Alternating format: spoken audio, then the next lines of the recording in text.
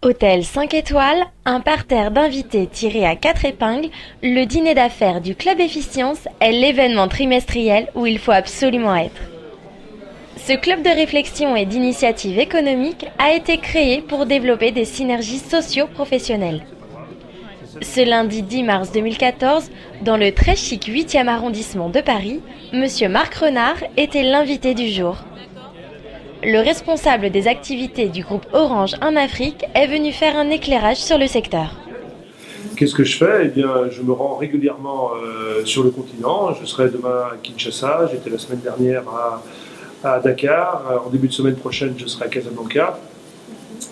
Et donc, qu'est-ce que j'y fais? Eh bien, je viens tenir des conseils d'administration, nommer les dirigeants, les contrôler, discuter avec ce qu'on appelle les stakeholders, les parties prenantes locales, les gouvernements, les chambres de commerce, le patronat, les syndicats, et puis lancer des grands plans de transformation pour améliorer notre performance et être en permanence en situation de prouver aux collectivités locales, de prouver aux États que nous sommes utiles au développement économique de leur pays. Le Club Efficience, dirigé par le docteur Eline Kemgue, rassemble différents membres issus de la communauté afro-caribéenne. Universitaires, juristes, scientifiques informaticiens, chefs d'entreprise, écrivains, journalistes, qui excellent tous dans leur domaine. L'activité du Club Efficience est orientée vers les questions de développement sur le territoire national, les départements ultramarins et en direction de l'Afrique. Les dîners d'affaires mettent l'interactivité au cœur du concept. Ainsi, entre chaque étape du dîner, l'invité répond aux questions de l'Assemblée. D'abord, sans forfanterie, c'est un grand honneur que d'être invité de cette prestigieuse association. Moi, les Gotha Noirs, c'est ma vie quotidienne, puisque je travaille dans nos 21 000 personnes. Il y a 20 900 personnes qui sont des Noirs, ou des Noirs un peu plus clairs en Afrique du Nord, dirons-nous, et à Maurice. Mais en tous les cas, ce sont des Africains, pur sucre, qui sont à toutes les postes de direction de nos entreprises.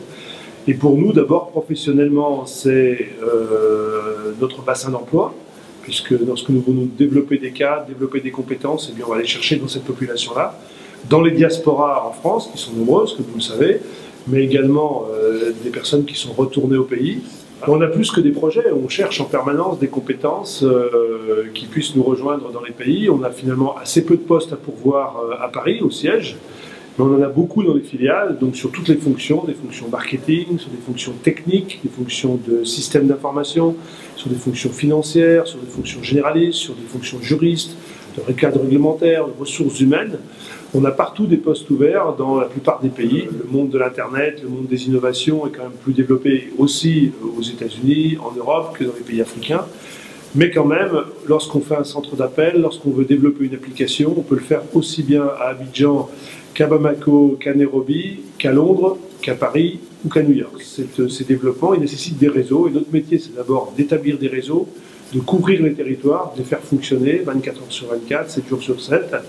Et donc, on entend prendre, là où nous sommes présents, toute notre part là-dedans. Chaque fois que l'Internet se développe, eh bien, on contribue au développement économique des pays, mais on contribue aussi au développement économique de nos sociétés présentes sur le continent.